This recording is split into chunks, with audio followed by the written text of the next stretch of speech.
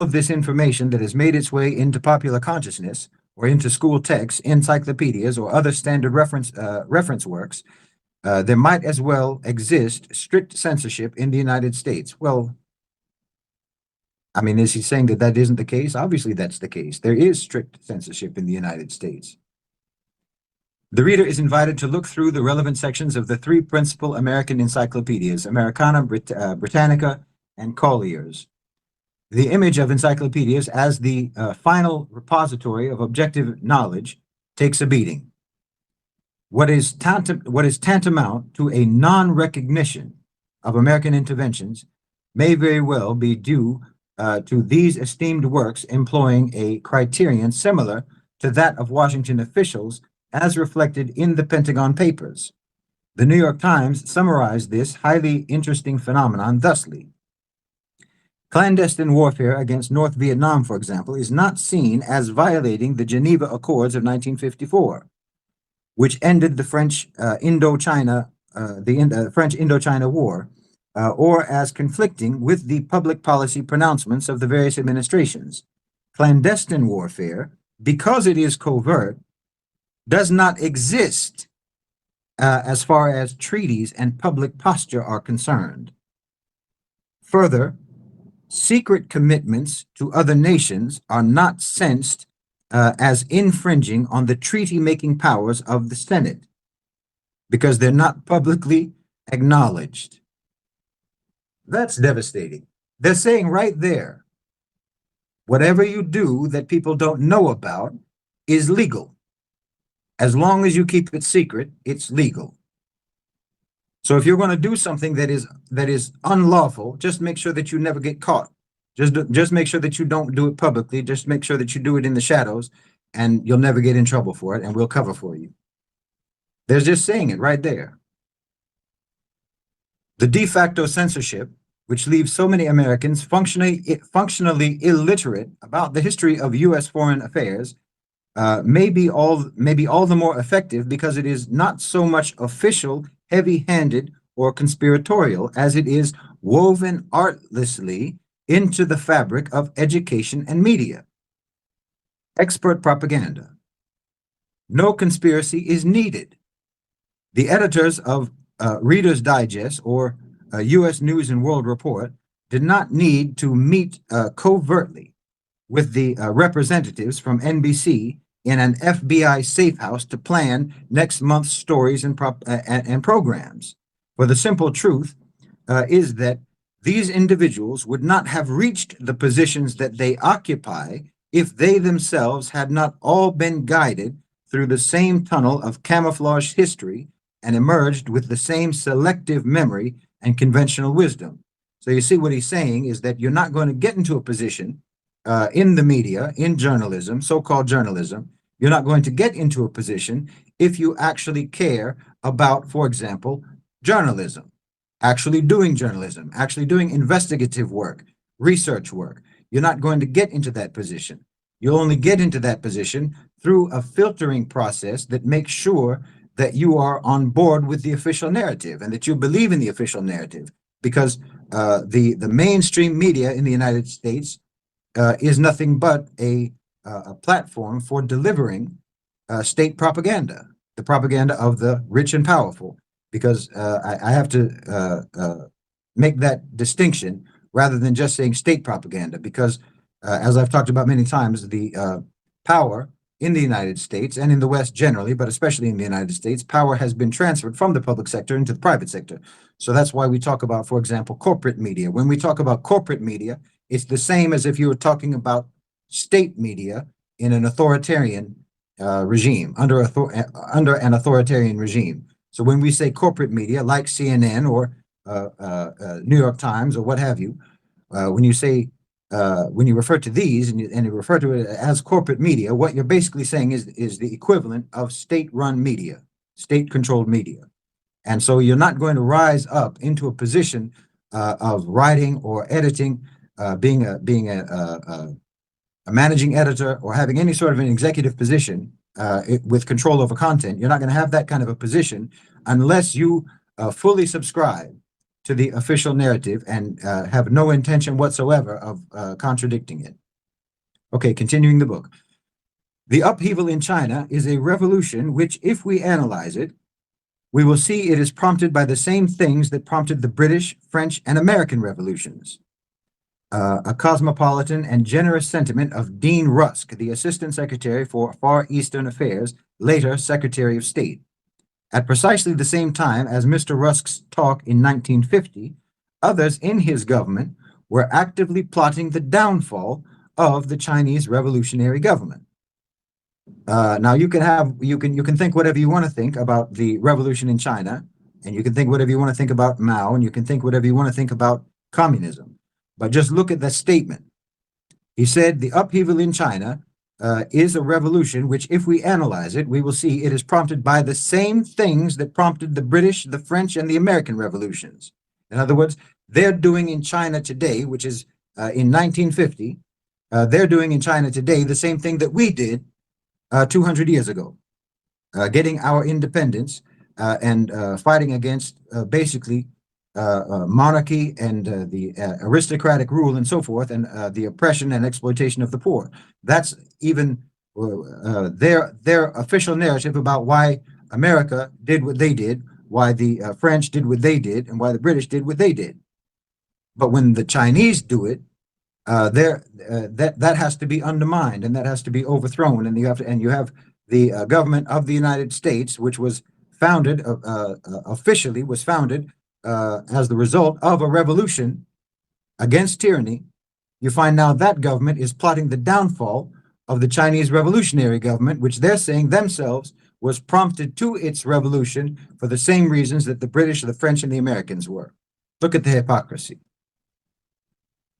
This has been a common phenomenon. For many of the cases described in the following pages, one can find statements of high or middle-level Washington officials which put into question the policy of intervention, which expressed misgivings based either on principle, sometimes the better side of American liberalism, or concern that the intervention would not serve any worthwhile end, or that it might even end in disaster.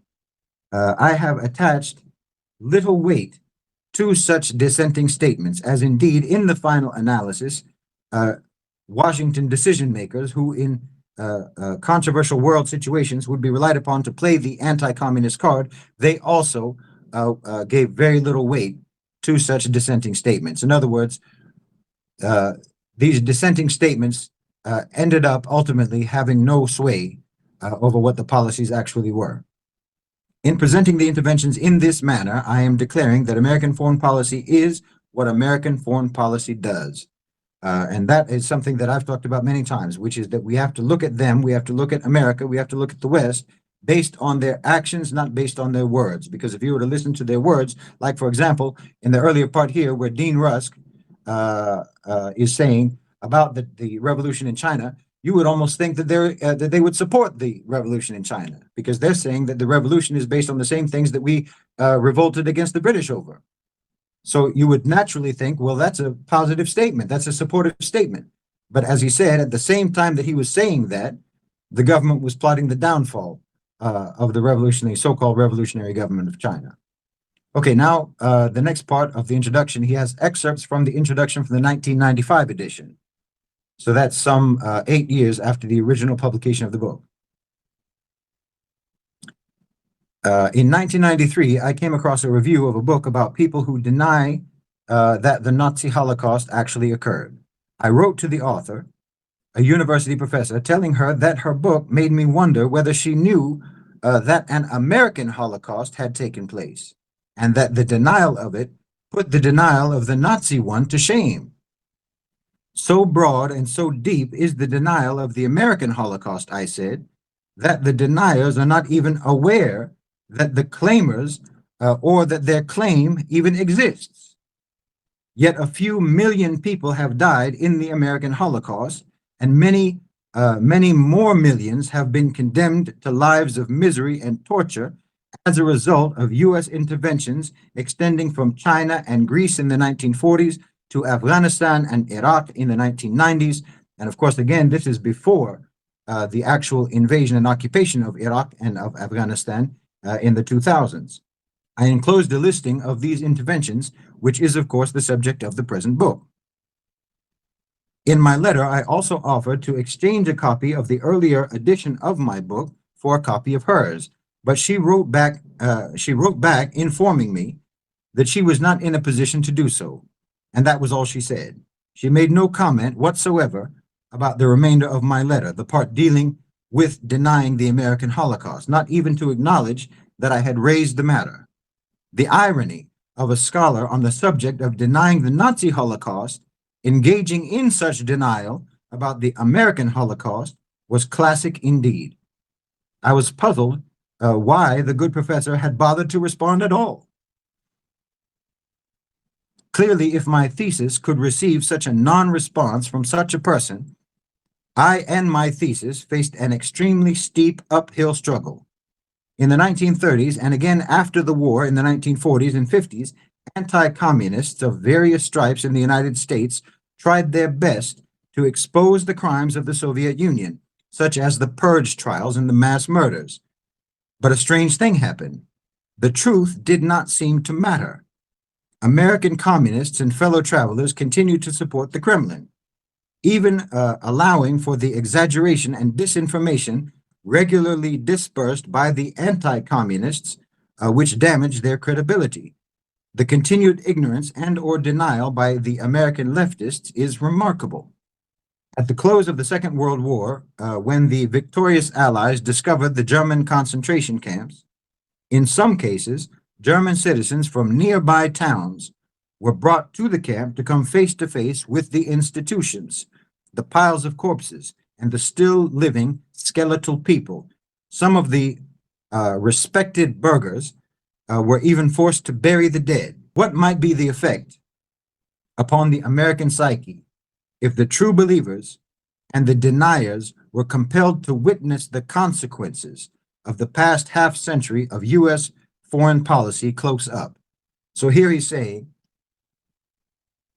that after the Second World War, when they discovered the concentration camps, the people who lived close to the camps and who lived in denial about the existence of those camps and what was happening inside those camps, people who denied all of that, Germans, after the war, they were forced to come to those camps to see them themselves, to see the concentration camps, to see those institutions, to see the dead bodies, to see the mass graves, and to see the victims, the concentration camp detainees, and the state that they were in. And sometimes they even forced them to bury the dead as a kind of a punishment, if not an atonement, but as a kind of a punishment for the years and years of denial that had allowed for these concentration camps to continue operating. So now then he's saying, what would be the effect if the American people were forced to actually face the consequences and witness the consequences of what their country has done all around the world? And that's a very good question. What if all the nice, clean-cut, wholesome American boys who dropped an infinite tonnage of bombs on a dozen different countries, on people that they knew nothing about, characters in a video game, what if they had to come down to earth and look upon and smell the burning flesh that they had caused? This is the author. It has been conventional wisdom that it was the relentlessly tough anti-communist policies of the Reagan administration, with its heated-up arms race, that led to the collapse and reformation of the Soviet Union and its satellites. American history books may have already began to chisel this thesis into marble. The Tories in Great Britain say that Margaret Thatcher and her unflinching policies contributed to this miracle as well. The East Germans were believers too. When Ronald Reagan visited East Berlin, the people there cheered him and thanked him for his role in liberating the East, quote unquote. Even many leftist analysts, particularly those of a conspiracy bent, are believers. But this view is not universally held, nor should it be. Long the leading Soviet expert on the United States, Georgy Arbatov, head of the Moscow-based Institute for the Study of the USA and Canada, wrote in his memoirs in 1992. A Los Angeles Times book review by Robert Scheer summed up a portion of it. Arbatov understood all too well the failings of the Soviet totalitarianism in comparison to the economy and politics of the West. It's clear from this candid and nuanced memoir that the movement for change had been developing steadily inside the highest corridors of power ever since the death of Stalin. Arbatov not only provides considerable evidence for the controversial notion that this change would have come about without foreign pressure. He insists that the U.S. military buildup during the Reagan years actually impeded this development. That's believable. George F. Kennan agrees. The former U.S. ambassador to the Soviet Union and father of the theory of containment of the same country, meaning the Soviet Union, asserts that the suggestion that any United States administration had the power to influence decisively the course of a tremendous domestic political upheaval in another great country on another side of the globe is simply childish. He contends that the extreme militarization of American policy strengthened hardliners in the Soviet Union. Thus, the general effect of Cold War extremism was to delay rather than hasten the great change that overtook the Soviet Union. Though the arms race spending undoubtedly damaged the fabric of the Soviet civilian economy and society even more than it did in the United States, this had been going on for 40 years by the time Mikhail Gorbachev came to power, without the slightest hint of impending doom.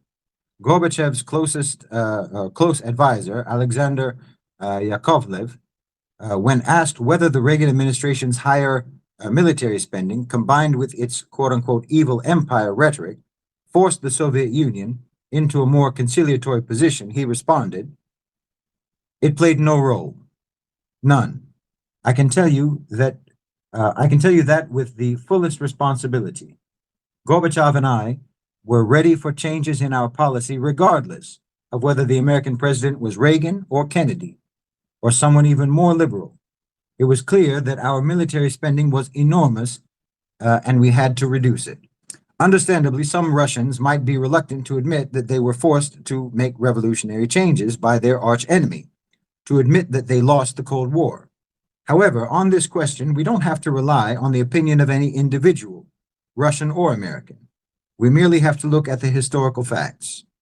From the late 1940s to around the mid-1960s, it was an American policy objective to instigate the downfall of the Soviet government as well as several Eastern European regimes.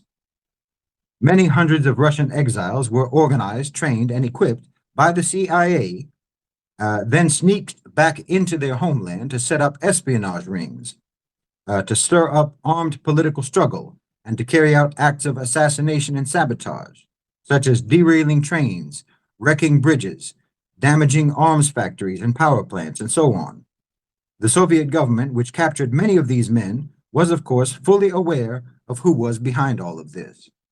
Let me just mention here, everything that he just mentioned that the CIA was up to in Eastern Europe and in Russia, in the Soviet Union, all of that is illegal. But here you have to remember what he said earlier, which was that they regarded anything that was done covertly as being beyond the jurisdiction of the law. In other words, anything that you're doing in secret, you can get away with, and it's technically legal. It doesn't have to comply with any of the treaties and obligations, international obligations that America is a signatory to.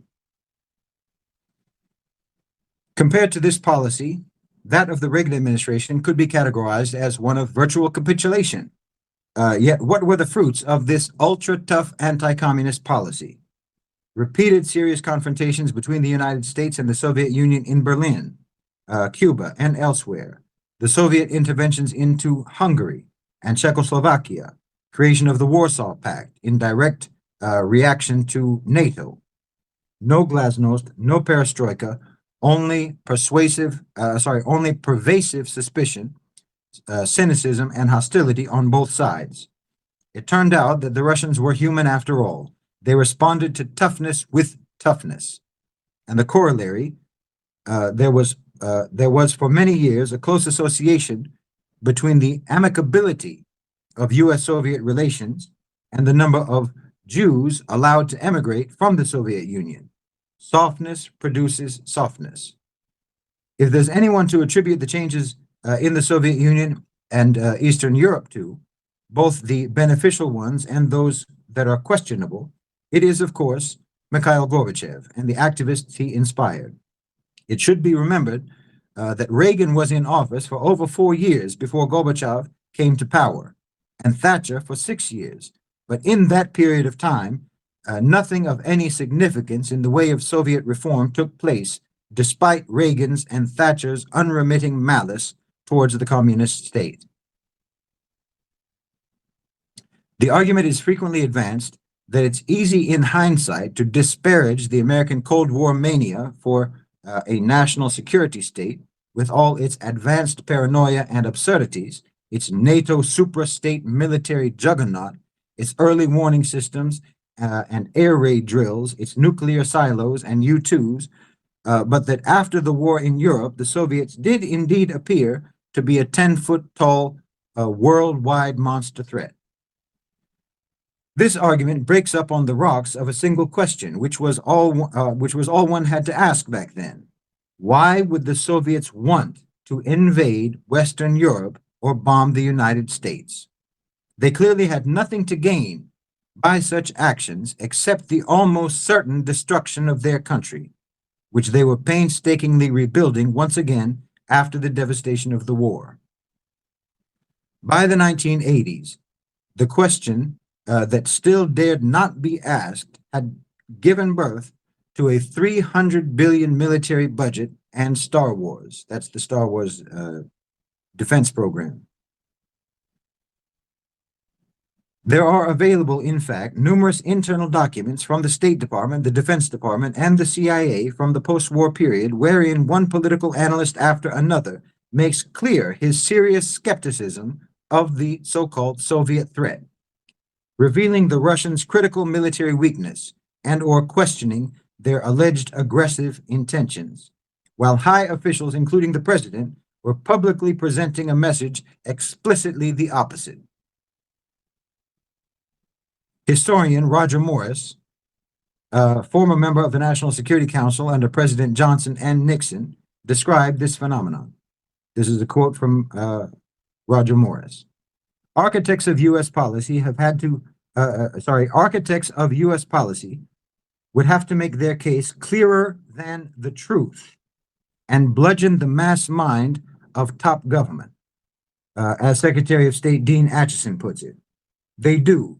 The new Central Intelligence Agency begins a systematic overstatement of Soviet military expenditures. Magically, the sclerotic Soviet economy is made to hum and climb on U.S. government charts. To Stalin's horse-drawn army, complete with shoddy equipment, war-torn roads, and spurious morale, the Pentagon adds phantom divisions. The Pentagon adds phantom divisions, then attributes invasion scenarios to the new forces for good measure. You understand what he's saying? He's saying that they make an accurate assessment. In those days, they made an accurate assessment. Some people within the government made an accurate assessment of Soviet military strength and power and Soviet intentions. And that accurate assessment was not particularly dramatic, and it wasn't particularly threatening. The accurate assessment showed that the Soviet Union was not the big bad bear that they thought it was, that it was actually just sort of limping along and trying to survive. So rather than basing their policy on this reality, they invented power. They invented, as it says here, phantom divisions of the army that don't even exist. They create an image of a terrifying, aggressive, hostile, and powerful Soviet Union, and then they base their policy towards the Soviet Union, how they deal with the Soviet Union, based that upon this imaginary country, this imaginary Soviet Union that doesn't actually exist, which just goes to tell you that they knew exactly what they were doing, and it had nothing to do with trying to defend the United States or defend American interests from the Soviet Union, because they knew perfectly well that it didn't actually pose a threat. It was the idea of creating the perception of a threat so that your own aggressive action would not appear to be aggressive. U.S. officials exaggerated Soviet capabilities and intentions to such an extent, says a subsequent study in the archives, that it is surprising anyone even took them seriously. Fed by somber government claims and reverberating public fear, the U.S. press and the people have no trouble. Nonetheless, the argument insists there were many officials in high positions who simply and sincerely misunderstood the Soviet signals. The Soviet Union was, after all, a highly oppressive and secretive society, particularly before Stalin died in 1953. Apropos of this, former conservative members of the British Parliament, Enoch Powell, observed in 1983, international misunderstanding is almost wholly voluntary. It is that contradiction in terms, intentional misunderstanding. A contradiction because in order to misunderstand deliberately, you must at least suspect, if not actually understand, what you intend to misunderstand. The U.S. misunderstanding of the USSR has the function of sustaining a myth, the myth of the United States as the, quote, last best hope of mankind. St. George and the Dragon in a poor show without a real dragon. The bigger and scalier, the better, ideally with flames coming out of its mouth. The misunderstanding of Soviet Russia has become indispensable to the self-esteem of the American nation. He will not be regarded with benevolence who seeks, however ineffectually, to deprive them of that myth. It can be argued as well that the belief of the Nazis it can be argued as well that the belief of the Nazis in the great danger posed by the quote-unquote international Jewish conspiracy must be considered before condemning the perpetrators of the Holocaust. Both the Americans and the Germans believed their own propaganda, or pretended to. In reading Mein Kampf, one is struck by the fact that a significant part of what Hitler wrote about Jews reads very much like an American anti-communist writing about communists. He starts with the premise that the Jews, put in your mind communists, are evil and want to dominate the world. Then, any behavior which appears to contradict this is regarded as simply a ploy to fool people and further their evil ends. This behavior is always part of a conspiracy, and many people are taken in. He ascribes to the Jews great, almost mystical power, power to manipulate societies and economies. He blames Jews for the ills arising from the Industrial Revolution, for example, class divisions and hatred. He decries the Jews' internationalism and lack of national patriotism. There were, of course, those cold warriors whose take on the Kremlin was that its master plan for world domination was nothing so gross as an invasion of Western Europe or dropping bombs on the United States. The ever more subtle, one could say fiendishly clever plan was for subversion from the inside, country by country, throughout the Third World, eventually surrounding and strangling the First World. Verily an international communist conspiracy, a conspiracy, said Senator Joseph McCarthy, on a scale so immense as to dwarf any previous such venture in the history of man. Look at this rhetoric. Look at this hyperbole. And we still hear the same things today. I'm sorry to say, if the kuffar are not saying these types of things about us, you still have us saying these types of things about Jews. And it's all nonsense. This is the primary focus of this book, how the United States intervened all over the world to combat this conspiracy wherever and whenever it reared its ugly head. Did this international communist conspiracy actually exist? If it actually existed, why did the cold warriors of the CIA and other government agencies have to go to such extraordinary lengths of exaggeration? If they really and truly believed in the existence of a diabolical, monolithic international communist conspiracy, why did they have to invent so much about it? Why did they have to invent so much about it to convince the American people, to convince the Congress and the rest of the world of its evil existence? Why did they have to stage? Why did they have to stage manage and trap, plant evidence, plant stories, and create phony documents? That's right there. You can say that's everything that has happened with regards to the Homeland Security in the United States and all of the Patriot Act and what they've done against Muslims based on their claim of an international, you can change the words, a diabolical, monolithic, international Muslim extremist conspiracy to take over the world. This the same thinking. They just changed the word from communist to radical Islam, jihadi, whatever you want to say. The Homeland Security and the Patriot Act, they have been responsible for, I don't even know how many arrests of Muslims that they entrapped, that they planted evidence on, they planted stories, and they created phony documents. They stage manage these events. They're doing the same thing now that they've always done. Like I've said many, many times, they never do change.